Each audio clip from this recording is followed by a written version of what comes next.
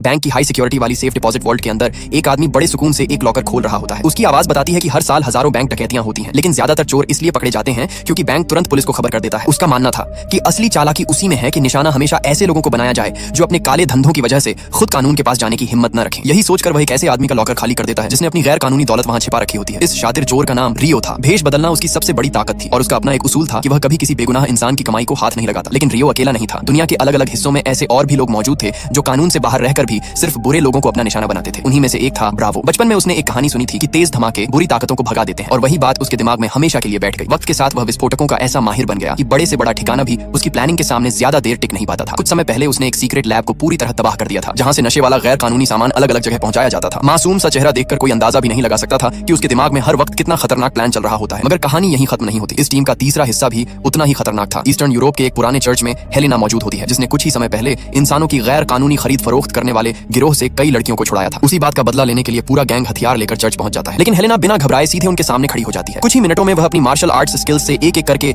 सभी हमलावरों को जमीन पर गिरा देती है और आखिर में पूरे चर्च से अपने पैरों पर बाहर निकलने वाली अकेली इंसान वही होती है। अब तक रियो, ब्रावो और हेलेना एक दूसरे से पूरी तरह अनजान थे। तीनों अलग अलग जगह अपने तरीके से अपराधियों को सबक सिखा रहे थे, लेकिन उनकी जिंदगी उसी दिन बदल जाती है जब तीनों के पास फूलों का एक गुलदस्ता और उसके साथ एक खास न्योता पहुंचता है। यह न्योता एलेक्स नाम के एक रहस्यमयी आदमी की तरफ से भेजा गया था, जो दुनिया भर के भ्रष्ट लोगों और बड़े अपराधियों के खिलाफ एक टीम बनाना चाहता था। मुलाकात के दौरान टीम के नाम को लेकर कई सुझाव दिए जाते हैं, लेकिन आखिर में सब मिलकर अपनी नई टीम का नाम द मिसफिट्स रख देते हैं। इसी के साथ कहानी एक नई दिशा पकड़ लेती है। अब स्क्रीन पर लॉस एंजलिस की एक हाई सिक्योरिटी प्राइवेट जेल दिखाई जाती है, जहां जैक नाम का मशहूर चोर बंद होता है। उसकी रिहाई में सिर्फ कुछ घंटे बाकी थे, लेकिन इंतजार करने के बजाय वह एक ड्रोन की मदद से जेल से फरार हो जाता है। यह खबर मिलते ही जेल का मालिक विक्टर गुस्से से बेकाबू हो जाता है, क्योंकि जैक के साथ उसका पुराना हिसाब भी बाकी था। वह तुरंत जैक के सेल में पहुंचकर उसके रूममेट सैम से पूछताछ शुरू करता है।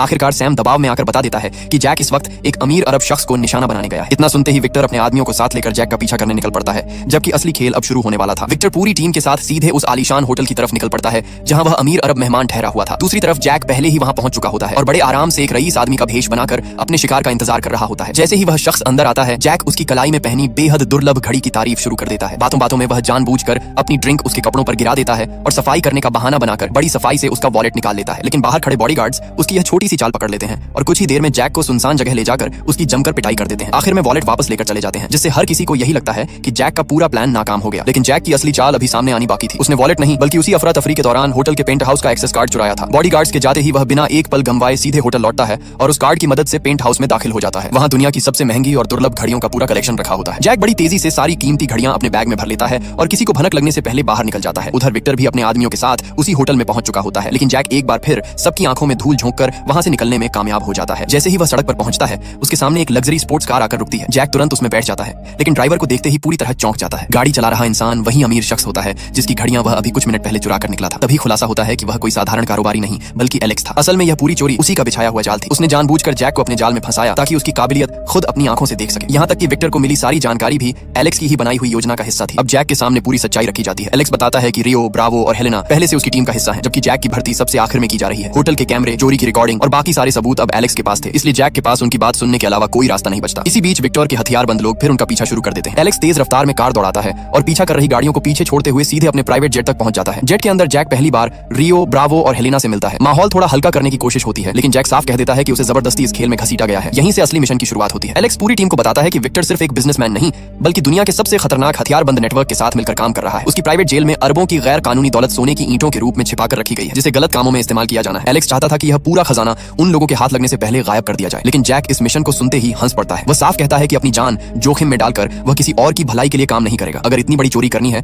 तो उसे उस सोने में बराबर का हिस्सा चाहिए। एलेक्स और उसकी टीम यह शर्त मानने से इनकार कर देती है और जैक बिना कोई जवाब दिए वहां से उठकर चला जाता है। जैक टीम को छोड़कर सीधे अबू धाबी पहुंच जाता है। वहां वह एक आलीशान 5 स्टार होटल के बार में बैठकर हमेशा की तरह अपने अगले शिकार पर नजर रख रहा होता है। कुछ ही देर में उसकी नजर एक बेहद अमीर आदमी पर पड़ती है, जिसकी कलाई में करोड़ों की दुर्लभ घड़ी चमक रही होती है। जैक बड़े आराम से उसके पास जाकर घड़ी की तारीफ करने लगता है और बातों बातों में बड़ी सफाई से उसका वॉलेट भी निकाल लेता है। लेकिन इस बार खेल अचानक पलट जाता है। एक लड़की उससे हल्का सा टकराकर आगे बढ़ जाती है और जब जैक अपनी जेब देखता है तो उसका चेहरा बदल जाता है। उसका चुराया हुआ वॉलेट गायब हो चुका होता है। जैक तुरंत उस लड़की के पीछे दौड़ता है। कुछ ही दूरी पर वह देखता है कि लड़की वही वॉलेट उसके असली मालिक को वापस कर रही होती है। जैक जैसे ही उसका हाथ पकड़कर उसे अपनी तरफ घुमाता है, वह एक पल के लिए बिल्कुल खामोश रह जाता है। वह लड़की कोई और नहीं बल्कि उसकी अपनी बेटी नैन्सी होती है, जिससे वह कई सालों से नहीं मिला था। नैन्सी बताती है कि वह यहाँ शरणार्थी बच्चों की मदद से जुड़े एक राहत मिशन के सिलसिले में आई है। जैक बातचीत शुरू करने की कोशिश करता है, लेकिन नैन्सी साफ कह देती है कि उसे अपने पिता पर कभी भरोसा नहीं रहा, क्योंकि बचपन में वह उसे और उसकी माँ को अकेला छोड़कर चला गया था। फिर भी वह इतना जरूर मानती थी कि जैक के अंदर कहीं न कहीं एक अच्छा इंसान अभी भी बाकी है। नैन्सी की यह बात जैक के दिल पर सीधा असर करती है। कुछ देर सोचने के बाद वह अपनी जेब से एलेक्स का दिया हुआ कॉन्टैक्ट कार्ड निकालता है और उसे फोन करके मिशन में शामिल होने के लिए तैयार हो जाता है। जब जैक दोबारा टीम से मिलता है तो उसे एक और बड़ा झटका लगता है। वहां नैन्सी पहले से मौजूद होती है। तब एलेक्स बताता है कि इस पूरे मिशन को शुरू करने में नैन्सी का भी बहुत बड़ा हाथ था। जैक हैरान रह जाता है, लेकिन अब पीछे हटने का सवाल ही नहीं बचता। अब पूरी टीम असली प्लानिंग शुरू करती है। जैक सबसे पहला सवाल पूछता है कि सोना आखिर जेल के किस हिस्से में छिपा है, लेकिन किसी के पास इसका पक्का जवाब नहीं होता। ये सुनकर जैक साफ कह देता है कि बिना पूरी जानकारी के इतनी बड़ी चोरी करना खुदकुशी के बराबर है। वह जेल के ब्लूप्रिंट, तस्वीरें और हर छोटी बड़ी जानकारी मंगवाता है। काफी देर तक सब कुछ ध्यान से देखने के बाद उसकी नजर एक अजीब बात पर जाकर रुकती है। जेल के अंदर खाना बनाने से लेकर इलाज और कपड़े धोने तक की सारी सुविधाएं मौजूद थी। फिर भी बाहर एक लॉन्ड्री वैन आती जाती दिखाई दे रही थी। बस यहीं से जैक को शक हो जाता है कि असली राज उसी नकली लॉन्ड्री रूम के अंदर छिपा है। जैक पूरी टीम को समझाता है कि अगर बाहर से कपड़े मंगवाने की कोई जरूरत ही नहीं है तो इसका मतलब साफ है कि लॉन्ड्री रूम सिर्फ दिखावे के लिए बनाया गया है। असली तिजोरी उसी के पीछे छिपाई गई होगी और पूरा सोना वहीं रखा होगा। उसकी यह बात सुनकर एलेक्स, रियो, ब्रावो और हेलेना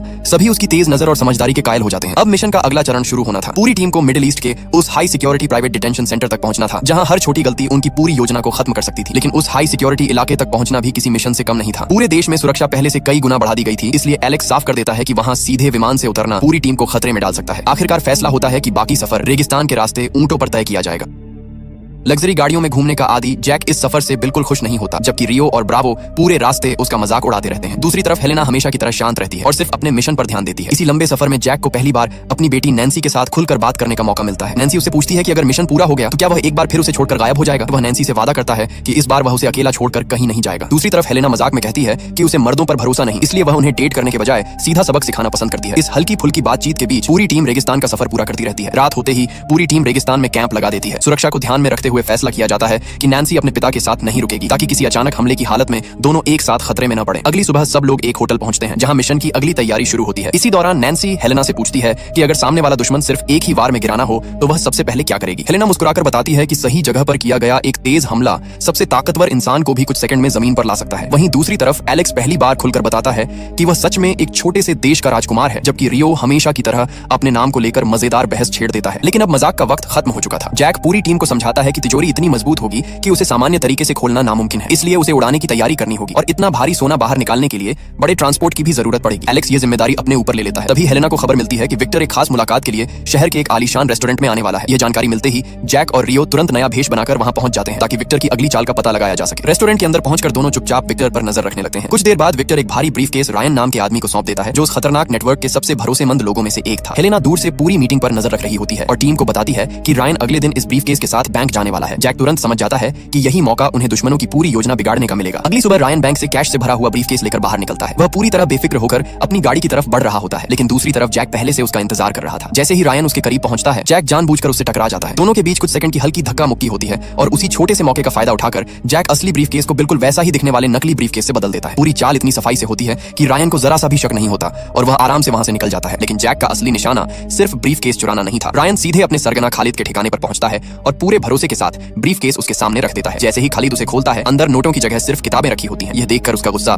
7वें आसमान पर पहुंच जाता है। उसे यकीन हो जाता है कि रायन ने उसके साथ धोखा किया है। रायन लाख सफाई देने की कोशिश करता है, लेकिन खालिद उसकी एक भी बात नहीं सुनता और उसी वक्त उसका हमेशा के लिए काम तमाम कर देता है। इसके तुरंत बाद वह विक्टर को फोन करके साफ कह देता है कि अब उसे उसकी सुरक्षा पर बिल्कुल भरोसा नहीं रहा और वह 3 दिन बाद खुद आकर अपना पूरा सोना अपने कब्जे में ले जाएगा। यह खबर मिलते ही एलेक्स की पूरी टीम के लिए हालात बदल जाते हैं। पहले उनके पास प्लान बनाने का काफी वक्त था, लेकिन अब मिशन पूरा करने के लिए सिर्फ 3 दिन बचे थे। माहौल अचानक गंभीर हो जाता है और सभी की नजरें जैक पर टिक जाती हैं। जैक कुछ देर तक चुपचाप सोचता रहता है, फिर पूरे आत्मविश्वास के साथ बताता है कि इतनी मजबूत सुरक्षा को ताकत से नहीं बल्कि अफरा तफरी से हराया जाएगा। उसके मुताबिक अगर पूरी जेल एक साथ बेकाबू हो जाए तो गार्ड्स का ध्यान तिजोरी से हट जाएगा और यही उनका सबसे बड़ा मौका होगा। यहीं से जैक अपनी पूरी योजना सबके सामने रखता है। वह बताता है कि एलेक्स के 2 भरोसेमंद आदमी पहले से कैदी बनकर उसी हाई सिक्योरिटी फैसिलिटी के अंदर मौजूद है और किचन में काम कर रहे हैं। सही वक्त आने पर वही लोग खाने में ऐसा बैक्टीरिया मिलाएंगे जिससे सभी कैदी एक साथ बीमार पड़ जाएंगे। हालात इतने खराब हो जाएंगे कि बाहर से मेडिकल टीमें और एम्बुलेंस बुलानी पड़ेंगी। इसी अफरा तफरी का फायदा उठाकर नैन्सी और हेलेना मेडिकल स्टाफ का भेष बनाकर अंदर दाखिल होंगी। बाहर से देखने वालों को सब कुछ एक मेडिकल इमरजेंसी लगेगा, जबकि अंदर चोरी का सबसे बड़ा खेल चल रहा होगा। लेकिन अभी भी सबसे मुश्किल हिस्सा बाकी था। तिजोरी तक पहुंचने का कोई सीधा रास्ता नहीं था, इसलिए पहला कदम रियो को उठाना था। अगली सुबह वह सरकारी हेल्थ इंस्पेक्टर का पूरा भेष बनाकर फर्जी दस्तावेजों के साथ जेल पहुंचता है। अंदर जाते ही वह सीधे वार्डन ओमार पर सवालों की बारिश कर देता है और किचन की हर चीज बारीकी से जांचने लगता है। जांच के दौरान रियो जानबूझकर वहां लगे पुराने ओवन को खराब बताता है और रिपोर्ट में बड़ी शिकायत दर्ज करने की धमकी देता है। ओमार घबरा जाता है क्योंकि उसे पता था कि खराब रिपोर्ट उसके लिए बड़ी मुसीबत बन सकती है। रियो का यही दबाव उनके पूरे मिशन का अगला दरवाजा खोलने वाला था। ओमार तुरंत रियो को भरोसा दिलाने की कोशिश करता है कि वह सारी कमियां जल्द ठीक करवा देगा। इसी दौरान रियो बड़े आराम से पूछता है कि आखिर ये पुराने ओवन किस कंपनी ने लगाए थे। ओमार बिना किसी शक के कंपनी का नाम बता देता है। बाहर बैठी नैन्सी और टीम का टेक सपोर्ट उसी वक्त उस कंपनी का कम्युनिकेशन सिस्टम अपने कंट्रोल में ले लेते हैं। रियो फिर ओमर से कहता है कि अगर वह अभी नए ओवन का ऑर्डर दे दे तो रिपोर्ट भी ठीक रह सकती है। ओमर फौरन कंपनी को कॉल करता है, लेकिन कॉल सीधे जैक के पास पहुंचती है। जैक कंपनी का कर्मचारी बनकर बात करता है और भरोसा दिलाता है कि अगले ही दिन नए ओवन डिलीवर कर दिए जाएंगे। ओमर चैन की सांस लेता है, जबकि टीम के लिए जेल के अंदर घुसने का सबसे बड़ा बहाना तैयार हो चुका होता है। लेकिन सिर्फ बहाना मिल जाना काफी नहीं था। अब उन्हें उसी कंपनी का असली डिलीवरी ट्रक भी चाहिए था, वरना पूरी योजना पहले ही कदम पर पकड़ ली जाती। रात होते ही हेलेना चुपचाप एक बार में पहुंचती है, जहां उस कंपनी का असली ड्राइवर मौजूद होता है। वह बड़ी चालाकी से उसे अपनी बातों में उलझा लेती है और मौका मिलते ही उसे बेहोश कर देती है। इसके बाद हेलेना उसकी यूनिफॉर्म, पहचान और पूरा डिलीवरी ट्रक अपने कब्जे में ले लेती है। अब टीम के पास अंदर जाने का वैध बहाना भी था और वही गाड़ी भी, जिसे देखकर किसी को शक नहीं होना था। अगले दिन मिशन आखिरकार शुरू हो जाता है। जैक और ब्रावो कंपनी के कर्मचारियों का भेष बनाकर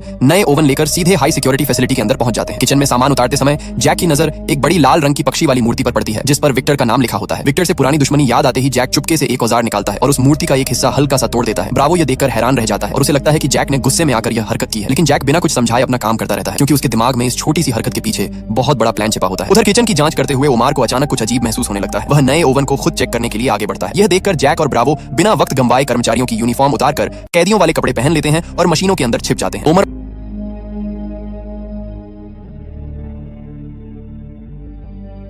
ओवन चालू करके उसकी जांच शुरू कर देता है। अंदर तापमान तेजी से बढ़ने लगता है और दोनों का दम घुटने लगता है, लेकिन बाहर रियो लगातार ओमर को अलग अलग सवालों में उलझाए रखता है। आखिरकार ओमर का ध्यान ओवन से हट जाता है और वह मशीनों को सही मानकर वहां से चला जाता है। इस तरह टीम एक बहुत बड़ा खतरा डाल देती है। रास्ता साफ होते ही रियो अपनी अगली चाल चलता है। वह जाते जाते ओमार को गले लगाकर शुक्रिया कहता है और उसी दौरान बड़ी सफाई से उसकी जेब से लॉन्ड्री रूम का एक्सेस कार्ड निकाल लेता है। ये कार्ड तुरंत एलेक्स के उन दो भरोसेमंद साथियों तक पहुंचा दिया जाता है, जो पहले से कैदियों का भेष बनाकर अंदर मौजूद थे। दोनों फॉरेन गार्ड्स की यूनिफॉर्म पहनकर लॉन्ड्री वाले रास्ते की निगरानी संभाल लेते हैं, ताकि कोई असली गार्ड उधर न आ सके। मौका मिलते ही जैक और ब्रावो लॉन्ड्री रूम के अंदर पहुंचते हैं। वहां वॉशिंग मशीनें नहीं, बल्कि एक विशाल छिपी हुई तिजोरी उनका इंतजार कर रही होती है। अगली सुबह पूरा मिशन अपने सबसे खतरनाक दौर में पहुंच जाता है। एलेक्स के दोनों साथी, जो पहले से किचन में काम कर रहे थे, सही वक्त का इंतजार करते हैं और फिर चुपचाप पूरे खाने में फूड पॉइजनिंग पैदा करने वाले बैक्टीरिया मिला देते हैं। खाना शुरू होते ही कुछ ही मिनटों में पूरे हाई सिक्योरिटी सेंटर में अफरा तफरी मच जाती है। एक एक करके सभी कैदी तेज दर्द और उल्टियों से बेहाल होने लगते हैं। हालात इतने खराब हो जाते हैं कि जेल प्रशासन के पास बाहर से मेडिकल टीम और कई एम्बुलेंस बुलाने के अलावा कोई रास्ता नहीं बचता। यही वह मौका था जिसका पूरी टीम शुरुआत से इंतजार कर रही थी। जैसे ही मेडिकल टीमें अंदर पहुंचती हैं, मिशन का दूसरा हिस्सा भी शुरू हो जाता है। नैन्सी मेडिकल स्टाफ का भेष बनाकर बाकी पैरामेडिक्स के साथ अंदर दाखिल होती है। दूसरी तरफ विक्टर को भी इस अचानक फैली अफरा तफरी की खबर मिल जाती है। उसे तुरंत एहसास हो जाता है कि यह सब महज एक हादसा नहीं हो सकता। वह बिना देर किए अपनी पूरी सिक्योरिटी टीम के साथ वहां पहुंच जाता है। इसी बीच मौका देखकर नैन्सी चुपचाप एक एम्बुलेंस के नीचे छोटा सा विस्फोटक उपकरण फिट कर देती है, ताकि सही वक्त पर पूरी सिक्योरिटी का ध्यान दूसरी तरफ मोड़ा जा सके। उधर जैक और ब्रावो पहले ही तिजोरी के ठीक ऊपर बने बाथरूम तक पहुंच चुके होते हैं। जैक पहले से जानता था कि इतनी मजबूत तिजोरी को खोलना नामुमकिन है, इसलिए उसे सीधे उड़ाना ही एकमात्र रास्ता था। ब्रावो ड्रिल मशीन से फर्श में एक छोटा सा छेद बनाना शुरू करता है। हैरानी की बात यह थी कि इतने खतरनाक काम के दौरान भी वह आराम से अपना छोटा स्पीकर निकालकर गाने सुनने लगता है। जैक को उसका यह बेफिक्र अंदाज बिल्कुल पसंद नहीं आता, लेकिन वह बिना बहस किए अपने काम पर ध्यान रखता है। छेद पूरा होते ही ब्रावो एक पाइप के जरिए तिजोरी के अंदर खास गैस भरना शुरू कर देता है और कुछ ही देर में पूरी तिजोरी उस गैस से भर जाती है। अब पूरी योजना का सबसे अहम पल सामने था। जैक उल्टी गिनती शुरू करता है और ठीक आखिरी सेकंड पर ब्रावो जलता हुआ लाइटर उस छेद के अंदर छोड़ देता है। अगले ही पल तिजोरी के अंदर जोरदार धमाका होता है, लेकिन उसी सेकंड बाहर नैन्सी भी एम्बुलेंस के नीचे लगाए गए विस्फोटक को सक्रिय कर देती है। दोनों धमाके एक साथ होने की वजह से बाहर मौजूद सभी गार्ड्स यही समझते हैं कि विस्फोट सिर्फ पार्किंग वाले हिस्से में हुआ है। पूरी सिक्योरिटी बाहर की तरफ दौड़ पड़ती है, जबकि इसी मौके का फायदा उठाकर जैक और ब्रावो टूटी हुई तिजोरी के अंदर पहुंच जाते हैं। उनके सामने सोने की ईंटों का विशाल ढेर रखा होता है, जिसके लिए इतनी बड़ी योजना बनाई गई थी। लेकिन जैक जानता था कि सिर्फ तिजोरी तक पहुंचना काफी नहीं है। सबसे पहले ब्रावो वहां लगे सीसीटीवी कैमरे के सामने जाकर पूरी तिजोरी की एक तस्वीर खींच लेता है। फिर वह अपना मोबाइल कैमरे के बिल्कुल सामने इस तरह सेट कर देता है कि सिक्योरिटी रूम में वहीं रुकी हुई तस्वीर लगातार लाइव फुटेज जैसी दिखाई देती रहे। कुछ मिनटों तक यह चाल सफल रहती है, लेकिन विक्टर जब खुद कैमरों की निगरानी करता है तो उसे कुछ गड़बड़ महसूस होती है। वह गार्ड को कैमरा झूम करने का आदेश देता है, लेकिन तस्वीर बिल्कुल नहीं बदलती। बस यहीं विक्टर समझ जाता है कि किसी ने कैमरे को धोखा दिया है। वह तुरंत पूरे सेंटर में लॉकडाउन का आदेश देता है और पूरी रफ्तार से तिजोरी की तरफ दौड़ पड़ता है, जबकि जैक और उसकी टीम के पास अब गलती की बिल्कुल भी गुंजाइश नहीं बची थी। विक्टर जैसे ही तिजोरी वाले कमरे में पहुंचता है, वहां का नजारा देखकर उसके होश उड़ जाते हैं। मजबूत तिजोरी पूरी तरह टूट चुकी होती है और अंदर रखा सारा सोना गायब था। एक पल के लिए वह यही समझता है कि चोर मेडिकल टीम का फायदा उठाकर सोना स्ट्रेचर के नीचे छिपाकर बाहर ले जा रहे हैं। वह गुस्से में पूरे सेंटर को सिर पर उठा लेता है और अपने आदमियों को आदेश देता है कि बाहर निकलने वाली हर एम्बुलेंस, हर स्ट्रेचर और हर मेडिकल गाड़ी की पूरी तलाशी ली जाए। सिक्योरिटी टीम एक एक वाहन रोककर चेक करती है, लेकिन किसी भी गाड़ी से सोने का एक छोटा टुकड़ा तक नहीं मिलता। इससे विक्टर और भी ज्यादा उलझन में पड़ जाता है। उसी दौरान उसे दूसरी खबर मिलती है कि खालिद खुद अपना सोना लेने के लिए इलाके में पहुंच चुका है। अब विक्टर पर दो तरफ से दबाव बढ़ चुका था। अगर सोना नहीं मिला तो उसे अपने ही साथियों के सामने जवाब देना पड़ेगा। इसी अफरा तफरी के बीच विक्टर की नजर कुछ अजीब लोगों पर पड़ती है। उन्होंने केमिकल प्रोटेक्शन वाले सूट पहन रखे थे और एक बेहद भारी क्रेट को लॉन्ड्री और कचरा ले जाने वाली वैन में लोड कर रहे थे। विक्टर का एक आदमी उन्हें रोक कर पूछता है कि इस क्रेट में क्या है। जवाब मिलता है कि यह जहरीला मेडिकल कचरा है, जिसे उसे तुरंत बाहर भेजना जरूरी है। विक्टर को बात पूरी तरह हजम नहीं होती और वह खुद उनकी तरफ बढ़ने लगता है, लेकिन उससे पहले ही वैन तेजी से गेट पार करके बाहर निकल जाती है। विक्टर को पूरा यकीन हो जाता है कि चोरी किया गया पूरा सोना उसी वैन में छिपाया गया है। वह बिना देर किए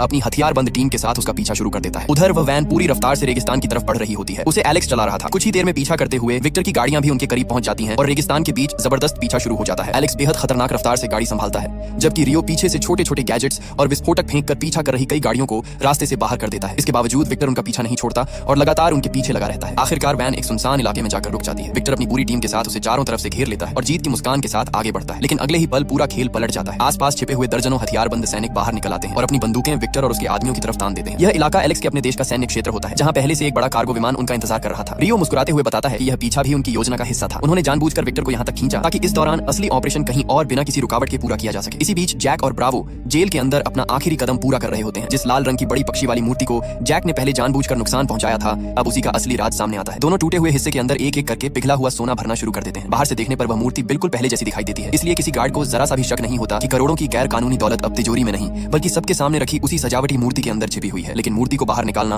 अभी भी आसान नहीं था। तभी रियो अपनी अगली चाल चलता है। उसने पहले ही विक्टर के डिजिटल सिस्टम तक पहुंच बनाकर एक बिल्कुल असली जैसा अनुमति पत्र तैयार कर लिया था। उस दस्तावेज में लिखा होता है कि क्षतिग्रस्त मूर्ति को तुरंत मरम्मत के लिए बाहर भेजा जाए। जेल का स्टाफ उस आदेश को पूरी तरह असली मान लेता है। कुछ ही देर बाद वही मूर्ति आधिकारिक रिकॉर्ड के साथ एक ट्रक में लाद दी जाती है और बिना किसी रोक टोक के हाई सिक्योरिटी फैसिलिटी से बाहर निकल जाती है। किसी को अंदाजा भी नहीं होता कि जिस चीज को वे सिर्फ टूटी हुई सजावट समझ रहे हैं, उसी के अंदर पूरा खजाना छिपा हुआ है। दूसरी तरफ विक्टर अब भी खाली वैन के पीछे भाग रहा था। तभी उसे खबर मिलती है कि खालिद उसके सामने पहुंच चुका है और अपना सोना मांग रहा है। विक्टर पूरी कोशिश करता है कि हालात संभाल सके, लेकिन उसके पास दिखाने के लिए कुछ भी नहीं बचा था। खालिद को यकीन हो जाता है कि विक्टर ने उसके साथ विश्वासघात किया है। कुछ ही सेकंड में दोनों पक्षों के हथियारबंद लोग आमने सामने आ जाते हैं और गोलियां चलनी शुरू हो जाती हैं। रेगिस्तान का इलाका अचानक जंग के मैदान में बदल जाता है। इसी अफरा तफरी का फायदा उठाकर एलेक्स और उसकी टीम वहां से सुरक्षित दूरी बना लेते हैं, जबकि विक्टर और खालिद एक दूसरे से लड़ने में उलझ जाते हैं। इसी दौरान कहानी का एक और मोर्चा खुलता है। होटल में कैद हेलेना को विक्टर के आदमी अकेला समझ रहे होते हैं, लेकिन जैसे ही उन्हें मौका मिलता है, हेलेना अपनी जबरदस्त फाइटिंग स्किल्स दिखाना शुरू कर देती है। वह एक एक करके कई आदमियों को काबू कर लेती है और कमरे से बाहर निकल जाती है। रास्ते में उसका सामना और भी गार्ड से होता है, लेकिन हेलेना बिना रुके सभी को पीछे छोड़ती हुई आखिरकार होटल से बाहर निकलने में सफल हो जाती है। अब पूरी टीम फिर से आजाद थी और मिशन का सबसे मुश्किल हिस्सा लगभग पूरा हो चुका था। अब सिर्फ आखिरी हिसाब बाकी था। जैक, नैन्सी, रियो, ब्रावो, हेलेना और एलेक्स एक सुरक्षित जगह पर दोबारा मिलते हैं। कुछ ही देर बाद मरम्मत के नाम पर बाहर लाई गई वही विशाल लाल मूर्ति भी उनके पास पहुंच जाती है। जैक उसके टूटे हुए हिस्से को देखकर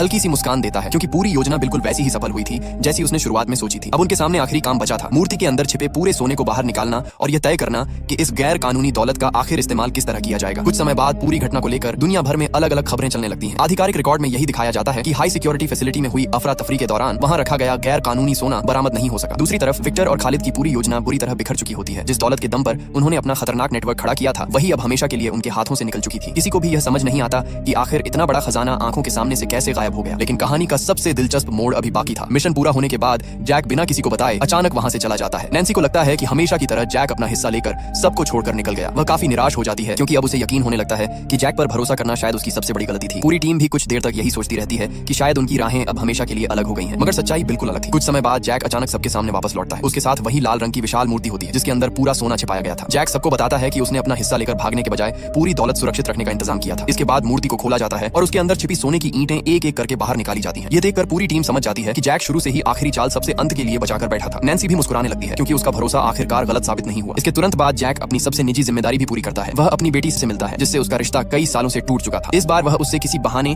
या झूठ के साथ नहीं, बल्कि एक बदले हुए इंसान की तरह मिलता है। दोनों के बीच की दूरियां धीरे धीरे खत्म होने लगती हैं। दूसरी तरफ एलेक्स, रियो, ब्रावो, हेलेना और नैन्सी भी मिशन की सफलता का जश्न मनाते हैं, लेकिन वे इस खजाने को अपने बीच बांटने के बजाय एक अलग फैसला लेते हैं। पूरी गैर कानूनी दौलत को गुप्त तरीके से शरणार्थियों और जरूरतमंद लोगों की मदद के लिए दान कर दिया जाता है, ताकि जिस संपत्ति का इस्तेमाल बरसों तक बुरे कामों में होता रहा, वही अब लोगों की जिंदगी बेहतर बनाने में काम आए। पूरी टीम एक बार फिर साथ खड़ी दिखाई देती है, लेकिन इस बार किसी चोरी या मिशन के लिए नहीं, बल्कि यह महसूस करने के लिए कि असली जीत सिर्फ खजाना हासिल करना नहीं थी। उन्होंने एक खतरनाक नेटवर्क की ताकत छीन ली, कई बेगुनाह लोगों के भविष्य को बेहतर बनाने का रास्ता खोला और अपने अपने अधूरे रिश्तों को भी नई शुरुआत दी। जैक मुस्कुराते हुए अपनी टीम की तरफ देखता है और सभी अलग अलग दिशाओं में अपनी नई जिंदगी शुरू करने निकल पड़ते हैं। यहीं पर द मिसफिट्स 2021 की कहानी खत्म हो जाती है।